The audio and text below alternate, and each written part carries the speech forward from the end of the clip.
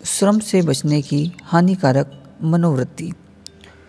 उपयोगी श्रम से बचने की यह मनोवृत्ति बहुत समय से चली आई है और दिन पर दिन बढ़ती जाती है। मध्यकाल में कुछ ब्राह्मण आदि क्षत्रिय और थोड़े से सरकारी कर्मचारी शारीरिक श्रम द्वारा प्रत्यक्ष उत्पादन कार्य से बचकर उसका भार प्रजा के शेष वर्गों पर डाल देते थे। वे अपने इस स्वार्थपूर्ण आचरण का कारण ईश्वरीय आदेश या भाग्यवाद के सिद्धांत को बतलाते थे कि पुराकालीन पुण्य कर्मों के कारण ही इन विशेष अधिकार प्राप्त वर्गों वालों को भगवान ने यह सुविधाजनक स्थिति प्रदान की है। इसके पश्चात क्षत्रियों की प्रधानता के युग में भाग्यवाद के साथ उपयोगितावाद का कारण भी जोड़ दिया गया। वे कहते हैं कि समाज की रक्षा और व्यवस्था को कायम रखने के लिए हमको इस बात का विशेष अधिकार प्राप्त है कि स्वयं श्रम न करके अन्य लोगों से काम कराएं। इस प्रकार अब से 100-200 वर्ष पहले तक प्रायः सभी देशों के विशिष्ट समझे जाने वाले व्यक्ति धर्म या समाज रक्षा की दलील देकर अपनी स्थिति को आवश्यक और उपयोगी सिद्ध करने की चेष्टा करते थे। हमारे यहाँ के विद्वान कहलाने वाले तो इसके लिए तुरंत ही धर्मशास्त्रों का प्रमाण भी पेश कर देते थे। इस वेद वाक्य के गूढ़ आशय पर ध्यान न देकर वे सामान्य अशिक्षित जनों को यही समझाते थे कि हमको भगवान ने अपने उत्तम अंगों, मस्तिष्क तथा भुजाओं से उत्पन्न किया है, अतएव खेती, किसानी, मजदूरी जैसे कार्य हमारे लिए अनुपयुक्त है। यह कर्तव्य उन्हीं लोगों को पालन करने चाहिए जो निम्न अंगों से उत्पन्न हुए हैं। यूरोप के लोग भी इसी से मिलते जुलते तर्क उपस्थित करके श्रम से बचने के सिद्धांत का प्रतिपादन किया करते थे। वे बाइबिल का हवाला देकर कहते थे, जिस प्रकार चंद्र और तारे सूर्य से भिन्न हैं और स्वयं तारों में भी परस्पर भिन्नता है, उसी प्रकार ईश्वर के आदेशानुसार मनुष्य में भी भिन्नता है। कुछ लोगों को ईश्वर ने सब पर, कुछ को बहुत पर और कुछ थोड़ों पर शासन करने के लिए नियुक्त किया है और शेष आदेश पालन करने के लिए बनाए गए हैं। अन्य लोग जो ऐसे धार्मिक आदेशों का अधिक महत्व नहीं देते, दार्शनिकता का आधार लेकर कहते थे, इस समय लोगों ने जिस जीवन क्रम को स्थापित कर लिया है और जिस पर वे चल रहे हैं, उनका निर्माण मानव ने नहीं किया और न वह उसको स्थिर रख सकता है। वह तो आत्मा या संपूर्ण मानव जीवन से प्रस्फुटित होते होते स्वयं विकसित हो गया है और उसका पालन करना ही हमारा कर्तव्य है।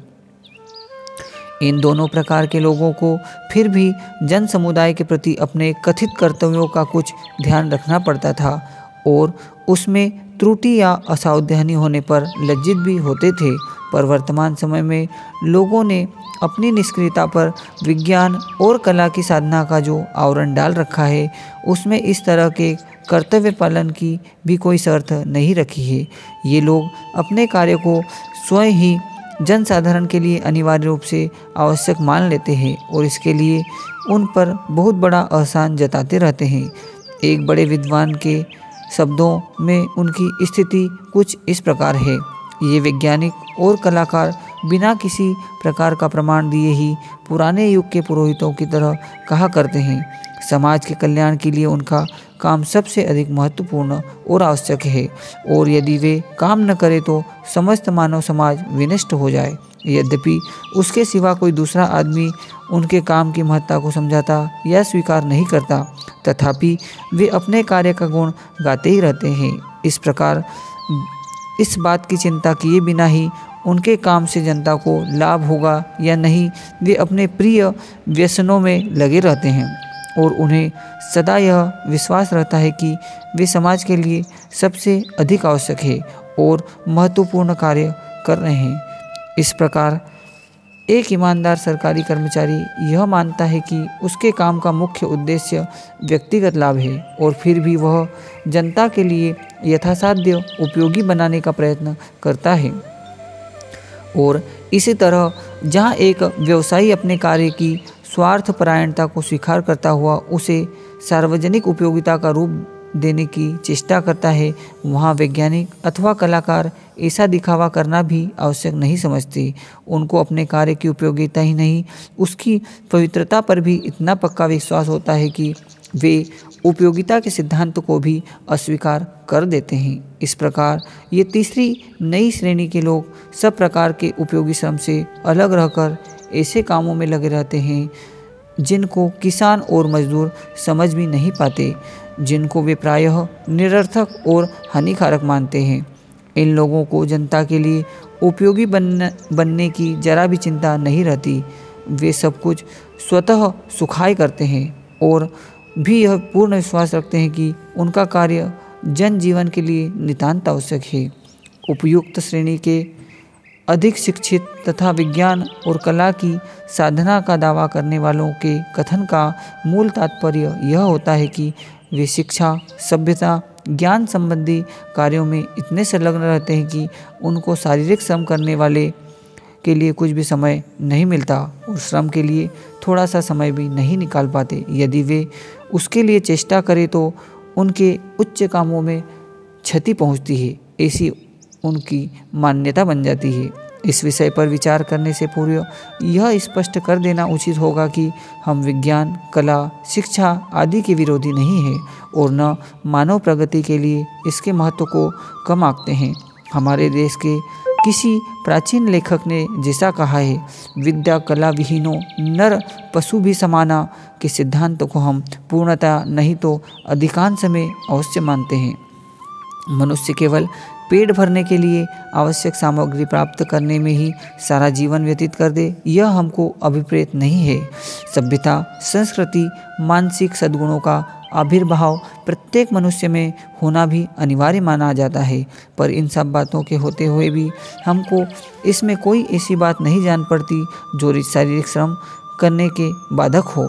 यदि वे विज्ञान और कला प्रेमी थोड़े भी शारीरिक श्रम को कला की साधना के लिए हानिकारक मानते हैं अथवा यह दावा करते हैं कि वे अपना पूरा समय बौद्धिक कार्य में ही लगाते रहते हैं, तो यह भ्रम है या दूसरों को भड़काते हैं।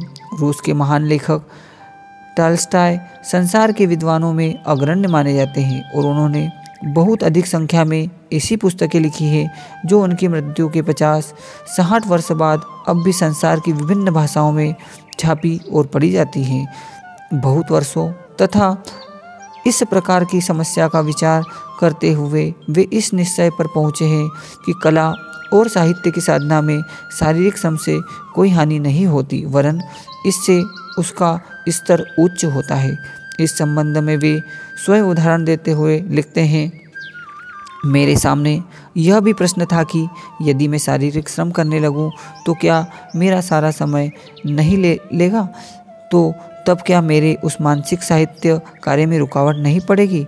तो मुझे पसंद है जिससे मैं कुछ उपयोगी मानता हूँ, पर जब मैंने सचमुच शारीरिक श्रम करना आरंभ किया तो इस समस्या का पूरी तरह समाधान हो गया। जिसका अधिक मैंने शारीरिक श्रम किया उतनी ही अधिक मेरी मानसिक श्रम की शक्ति बढ़ गई और मुझे व्यर्थ की बातों से मुक्ति मिल गई। परिणाम यह निकला कि शारीरिक श्रम में 8 घंटे लगाने के बाद भी मेरे पास 8 घंटे बच जाते, जिसमें से मानसिक कार्य के लिए मुझे केवल 5 घंटों की आवश्यकता होती। जब मैंने इसकी तुलना अपने पिछले जीवन से की तो मुझे मालूम हुआ कि मैंने पिछले 40 वर्ष तक लिखने के अतिरिक्त कोई कार्य नहीं किया और लगभग 5000 पृष्ठ लिखे। यदि इन 40 वर्षों में मैं एक साधारण किसान का कार्य करता रहा था और साल में 6 महीने प्रतिदिन 2 पृष्ठ ही लिखता रहता तो 14 वर्ष में ही ये 5000 पृष्ठ लिखे जा सकते थे। पर केवल लेखन कार्य करते हुए मैंने किसी दिन 16 पृष्ठ तक लिखे थे, तो भी मेरे कार्य का परिणाम नगण्य ही रहा। वास्तविक बात यह है कि लोगों ने पहले से ही अपने मन में यह ख्याल बैठा लिया कि शारीरिक श्रम बौद्धिक कार्य के विपरीत है और उसके करने से उच्च कार्य में रुकावट पड़ेगी, अथवा उन्होंने इस कार्य में कभी अच्छी तरह विचार ही नहीं किया था। वे शारीरिक श्रम को हीनता की निगाह से देखते हैं और इसके लिए बिना सोचे समझे ही उसे अपने कार्य में बाधक बतला देते हैं। बहुत से लोग इस संबंध में एक नए प्रकार का तर्क उपस्थित करते हैं। वे कहते हैं, हमको जीवन निर्वाह के लिए दूसरों के लिए जिस अनेक प्रकार के शारीरिक श्रम का उपयोग करना पड़ता है, उसका परिणाम सब मिलाकर बहुत अधिक होता है। यदि हम घंटा 2 घंटा रोज शारीरिक श्रम करने भी लगे तो वह तो घड़े में एक बूंद के समान होगा। उससे क्या लाभ होगा? जो लोग शारीरिक श्रम से बचने को ऐसे बहाने बनाते हैं, वे दूसरों का तो थोड़ा ही अहित करते हैं, पर स्वयं का बहुत बड़ा अहित करते हैं और लाभ से वंचित रह जाते हैं। वे इस बात को नहीं समझते कि बौद्धिक कार्य के साथ शारीरिक श्रम का समन्वय करने से उनका जीवन अनेक प्रकार से उन्नत तथा सुखी बन सकेगा। जिस शारीरिक श्रम को वे एक भार अथवा अप्रतिष्ठा का हेतु समझते हैं, वह उनका एक प्रकार से कायाकल्प कर देगा और उनके अनेक दोषों को दूर कर उन्नति का मार्ग